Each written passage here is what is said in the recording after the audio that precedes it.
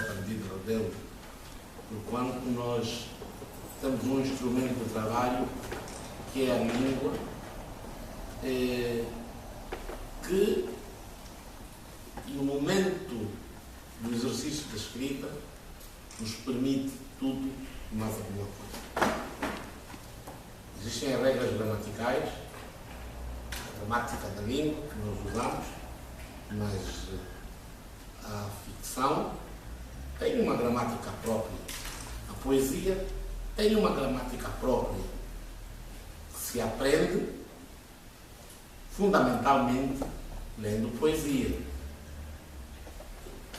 Porque, repito, para ser um bom escritor de poesia, um bom poeta, um bom escritor, seja lá do que for, tem que ser, antes de mais, um bom leitor. E às vezes até sentimos-nos obrigados a ser melhor leitor do que escritor, porque temos que compreender, e é fundamental compreender, tudo o que lemos. Porque às vezes, isto é verdade, nós lemos coisas que não compreendemos. E ultimamente, por dificuldades até da própria língua, do ensino da língua portuguesa, eu sinto que há pessoas que leem e não compreendem. Por exemplo, vou bater um bocadinho sobre essa questão, um estudante de matemática tem que saber língua portuguesa, tem que ler poesia da boa e tem que ler ficção. Um estudante de matemática tem que ler boa poesia e tem que ler ficção. Um estudante de física, quer das ciências exatas, tem que ler. Por quê? Porque imaginem que, se ele não tem uma capacidade de entendimento ou de compreensão, como é que ele vai solucionar um problema matemático? Quando nos apresentam um problema, nós temos, antes de mais, que compreender aquilo que nos é pedido. E se nós não compreendermos aquilo que nos é pedido no problema que nos é apresentado, como é que vamos chegar até a solução? Daí a responsabilidade de quem escreve. E quando eu falo quem escreve, é que escrever com consciência artístico-literária. Porque escrever, todos nós escrevemos. Eu mesmo já disse muitas vezes na brincadeira que também ultimamente os jornalistas em Angola e em outras partes do mundo já não perguntam muito isto. Que eu até nem gosto. Quando é que começou a escrever? Primeira pergunta numa entrevista. Há quantos anos escreve? Quando é que começou a escrever? Eu comecei a escrever com 5 anos.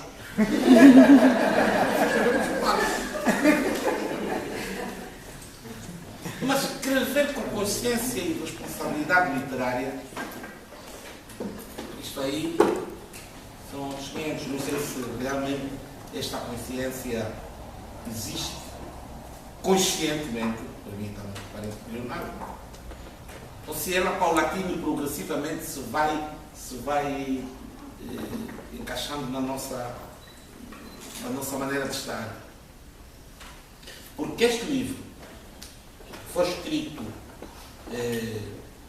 há 25 anos, há mais de 25 anos, foi publicado há cerca de 25 anos em primeira edição na Galiza, e aí interessa dizer que o professor Pires Laranjeira tem uma certa responsabilidade na edição deste livro. Não, simplesmente porque ele foi a Angola, é uma coisa muito simples. Ele foi a Angola e disse: o que está escrito ultimamente? Nós somos amigos, como ele disse, há cerca de 30 anos, e ele foi a Angola e disse: porque eu nunca mais ouvi falar de ti, tem escrito, e tem aí umas coisas. Entramos, mostrei, acabamos por não nos encontrar, e ele trouxe o livro para cá. Bom, depois é uma história que não vem ao caso. A verdade é que a responsabilidade e a consciência, a responsabilidade social do escritor implícita no livro, só 25 anos depois é que eu começo a assumir, em razão de uma escrita dos tempos que já lá vão, da juventude descuidada, se quisermos. Porquê? Porque tem política, apesar de... E este título, essas cartas de amor, acabam sendo o próprio título, é um título político. E tem muita política, tem muita rebeldia, tem... Num contexto de partido único, este livro passou despercebido. Porque é por causa da palavra amor. E aí os jovens compram, os velhos compram, as crianças compram, os adolescentes compram, as meninas compram. E a gente, afinal, não gosta do amor. Mas, como dizia aqui o mestre Luandino, depois de bem apurado, ou de bem apurada a leitura, vamos ver que o amor tem outra dimensão ali. Tem outra dimensão. Porque mesmo no nosso contexto de guerra, reinava o amor. No Congo Cubano, que foi no Congo Cubano, que foram as zonas mais fustigadas pela guerra, nasciam flores. Chovia muito e nas matas os guerrilheiros estavam a fazer a luta, às vezes corpo a corpo, e havia flores no meio. Eu uma vez fui visitar uma província, essa província aqui do Congo Cubano, e fiquei espantado porque havia muita flor, assim, nem parece que havia guerra ali. E tudo isso me faz refletir, afinal de contas, as flores, o amor está em toda parte. Portanto, eu tenho uma trajetória de, se quisermos, pouco mais de 30 anos de prática literária consciente. Sou autor hoje de 14 títulos. Costumo dizer que o número dos títulos não influencia, porque pode ser que eles não tenham valor nenhum.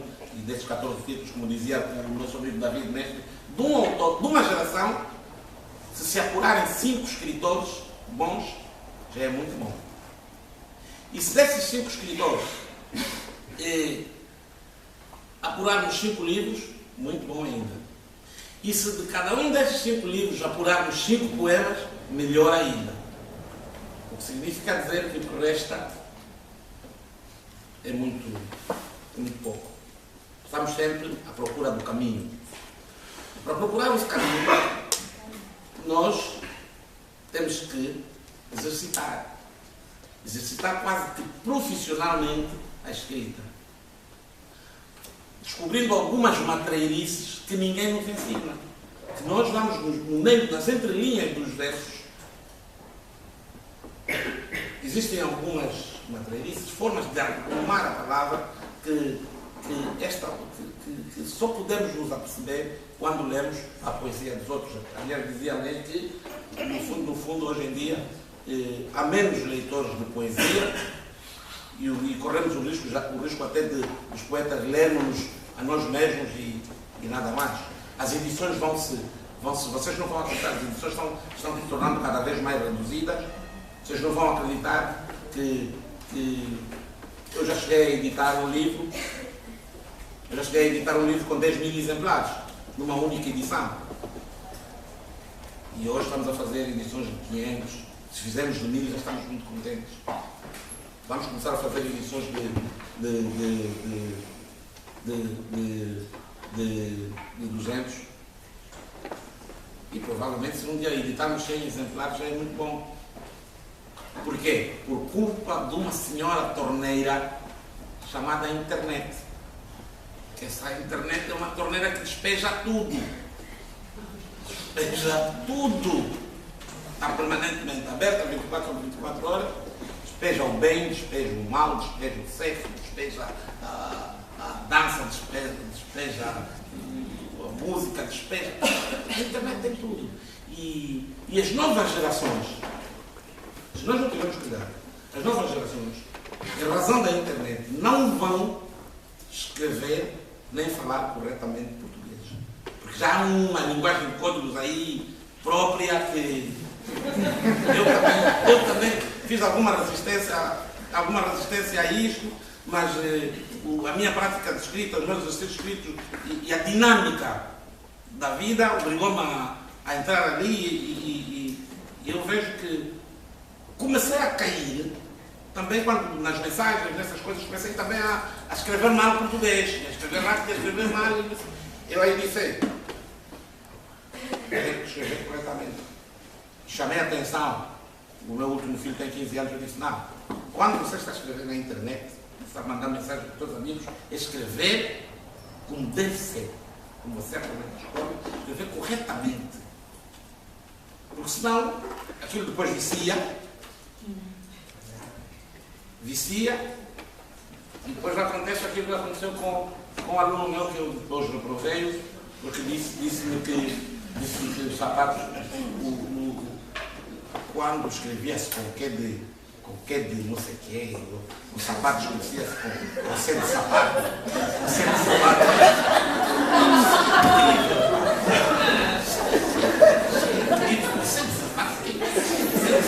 Não se conversa mais, não se fala mais nada. Não corrigi mais a prova, zero. Não fala mais nada. Quer dizer que eu não tenho. Não é possível corrigir um aluno de um curso de jornalismo que me vem falar do set de sapato. Não é possível, não há mais hipótese de correção. Não vou explicar nada, o senhor está aprovado e mais nada. Ele fala a usar.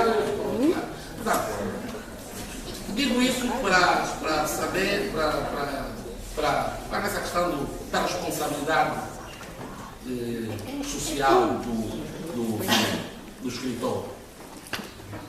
Isso para falar da responsabilidade social do escritor. Andamos aqui a aprender todos os dias. Eu quando me perguntam se eu sou escritor, eu costumo dizer que sou aprendiz de poeta. Estou a aprender todos os dias, entendeu? E depois outra coisa, cada vez que a gente publica um livro, olha para o livro e diz que não está completo, está incompleto, o livro não pode estar nunca completo. Nunca pode estar completo, o livro nunca está acabado. Os livros são todos eles inacabados. E nós temos consciência disso.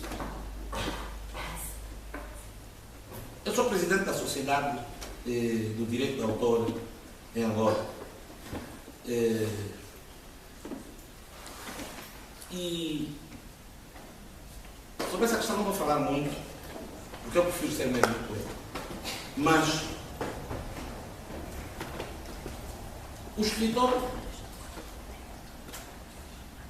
o direito fundamental do escritor é o direito de não ver, se permitam, não ver os seus textos fotocopiados ou policopiados à torta e à direita. A violação do copyright. O direito de cópia tem que ser respeitado. E eu aprendi num curso de especialização que mesmo quando nós às vezes os autores nos curamos muito, mesmo quando nós estamos a escrever os nossos manuscritos, é sempre bom à mão, nós às vezes assinamos, é sempre bom à mão fazermos uma bolinha e pôr lá aquele símbolo do copyright, mesmo no nosso manuscrito, para que qualquer pessoa a quem caia esse manuscrito na mão tenha a responsabilidade, tenha o dever de proteger aquele manuscrito em razão da postura moral, do direito moral, do direito do autor. Agora, quanto aos deveres dos autores, o autor não deve nada. O autor deve escrever, deve profissionalizar a sua escrita. Uma vez conversava com o professor Eugênio Lisboa, vocês devem conhecer muito bem. Não deve nada. O autor não deve nada, não deve nada a ninguém. O autor deve escrever e profissionalizar cada vez mais a sua escrita. Portanto, é isso que temos tentado fazer ao longo desses 30 anos, que eu não chamo de carreira, porque eu não estou a fazer carreira literária nenhuma. Muito obrigado.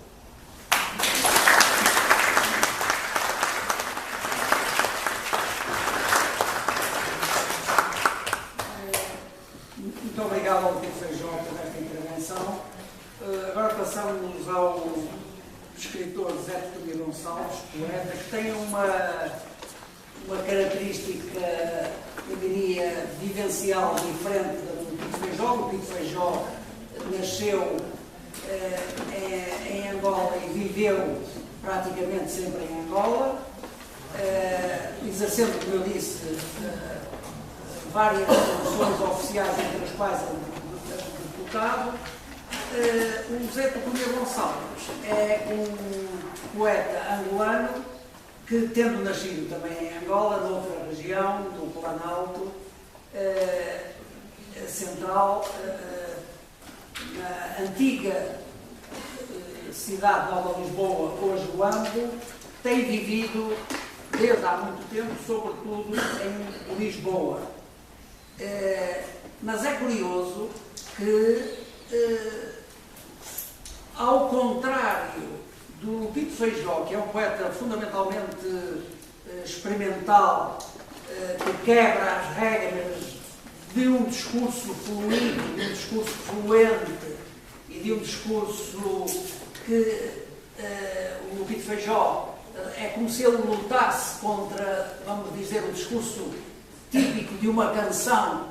As canções são caracterizadas por uma espécie de contar uma história de princípio ao fim em linguagem perceptível por toda a gente, e fluente, coerente, harmónica, etc. O Pito Feijó vem dessa escola de ruptura permanente dos versos, da expressão, etc. O Zé Cunha Gonçalves caracteriza-se por ser uma espécie de cultor clássico da língua portuguesa.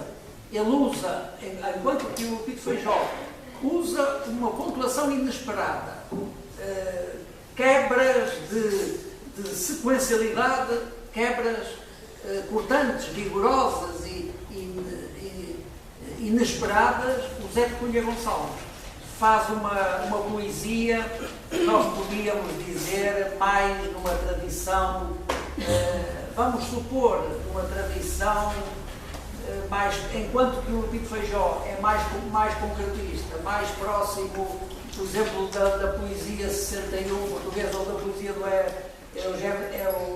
Nelly Castro, o Zé Cunha Gonçalves é mais próximo de uma poesia do tipo José Reis, no sentido discursivo, mais fluente. Arranja-me um melhor que o resto, por favor. Sim, eu posso arranjar, por exemplo, Eugênio de Andrade, Sofia Melbreiner, Andressen, mesmo Pessoa, no Ricardo Reis, etc.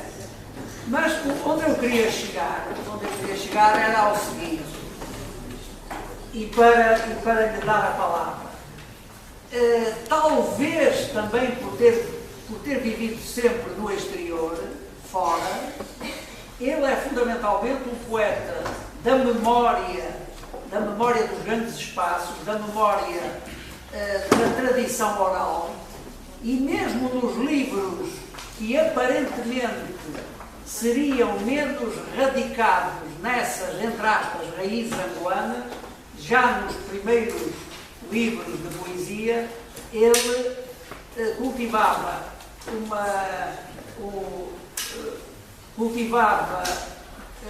textos que têm a ver com a tradição oral dos vários povos que compõem o mosaico angolano.